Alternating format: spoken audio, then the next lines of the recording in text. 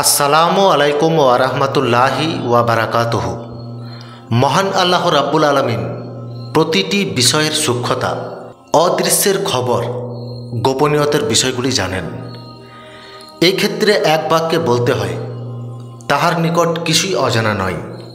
ওয়া হুয়াল কাহিরু ফাওকা ইবাদিহি ওয়া হুয়াল হাকিমুল খাবির। অর্থাৎ তিনি পরাক্রান্ত স্কিয় বান্দাদের উপর, তিনি সর্বজ্ঞ, জ্ঞানময়। তিনি সব কিছু দর্শন করেন, বান্দাদের সম্পর্কে ভালোভাবে অবহিত। তিনি সর্বজ্ঞ, সমস্ত কিছুর খবর, বার্তা সম্পর্কে অবগত।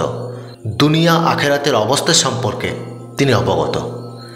এই অর্থে তিনি খাবির, তিনি সম্যক অবগত, সর্বজ্ঞ, সর্বজ্ঞানী, সকল বিষয় সম্পর্কে পরিজ্ঞাত।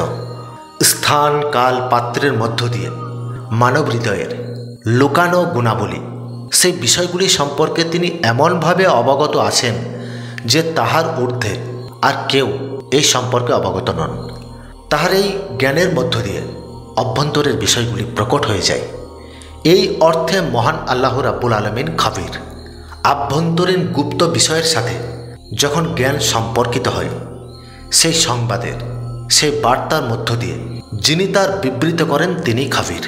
অর্থাৎ সর্ব বিষয়ে সর্বস্থানে সূক্ষ্মতা, অদৃশ্যের খবর রাখেন মহান আল্লাহ রাব্বুল আলামিন। এই অর্থে তিনি আল খাবির।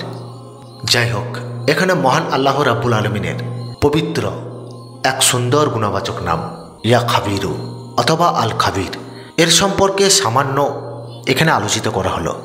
এই প্রসঙ্গ অনুযায়ী কোনো বিষয় সম্পর্কে অবগত হওয়ার জন্য, গোপনীয়তার রহস্য জানার জন্য, বিভিন্ন ঘটনার ভেদ, পরম্পরায় বিশ্লেষণ, উদ্ঘাটন জানার জন্য মহান আল্লাহ রাব্বুল আলামিনের এক সুন্দর পবিত্র গুণবাচক নাম ইয়া খাবিরু, এই নামের আমল আজ পেশ করতে যাচ্ছি।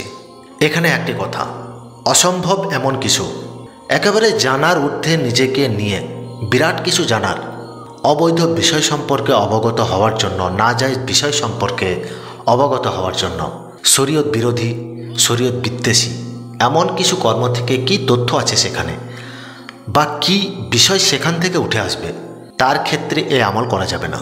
এক্ষেত্রে বিরত থাকতে হবে, আর এক্ষেত্রে কোনোরূপ ফলশ্রুতি ঘটবে না। আপনারা বুঝে নেবেন কোনটি সঠিক, কোনটি বৈধ, জায়েজ, কোন সম্পর্কে এর ভালো বা উত্তম বিষয় রয়েছে, তার সম্পর্কে অবগত হওয়ার জন্য এই আমল করা যাবে। এই আমল বা তদবির করতে পারবেন। যাই হোক, এই আমল তাহাজ্জুদের সালাতের পর করতে হবে। তার পূর্বে পাক পবিত্র, পাক সাফ, অজুরত অবস্থায় পবিত্র বস্ত্র পরিধানে এক নির্জন কক্ষে গোপনীয়তার সহিত কয়েকবার আস্তাগফার পাঠ করতে হবে। যত বেশি বেশি পারা যায়, যত বেশি সংখ্যক পারা যায়, এই তওবা বা আস্তাগফার পাঠ করা, 11 বার দুরূদ ইব্রাহিম পাঠ করা, অতঃপর মহান আল্লাহ রাব্বুল আলামিনেরই এক পবিত্র সুন্দর গুণবাচক নাম ইয়া খাবিরু, এটিকে অসংখ্যবার পাঠ করতে হবে। সেই কাঙ্ক্ষিত বিষয়টি জানার উদ্দেশ্যে স্মরণে রেখে মোটামুটি 15 থেকে 20 মিনিট পর্যন্ত সেই উদ্দেশ্যের বিষয় স্মরণে রেখে ইয়া খাবিরু এই নামটিকে পাঠ করা। ক্রমাগত 7 দিন একই সময়, একই নিয়ম মাফিক, একই স্থানে এই আমল বা তদবির করতে হবে। মহান আল্লাহ রাব্বুল আলামিনের ইচ্ছায়, তাহার এই পবিত্র গুণবাচক নামের ইচ্ছায়, তার বরকতে, তার রহমতে সেই গোপন বিষয় বা তার রহস্য সম্পর্কে, বিভিন্ন ঘটনার গোপনীয়তা সম্পর্কে অবগত হবেন ইনশাল্লাহ। এই ছিল আজকের এই ভিডিওটি ভালো লাগলে অবশ্যই একটি লাইক করবেন, আর এই বাংলা আমলিয়াত অভিযান চ্যানেলে নতুন হয়ে থাকলে চ্যানেলটি সাবস্ক্রাইব করে পাশে থাকবেন। ভিডিওগুলি লাইক করবেন, শেয়ার করবেন। আপনারা সকলে ভালো থাকবেন, সুস্থ থাকবেন। আল্লাহুম্মা আমিন। আসসালামু আলাইকুম ওয়া রাহমাতুল্লাহি ওয়া বারাকাতুহু।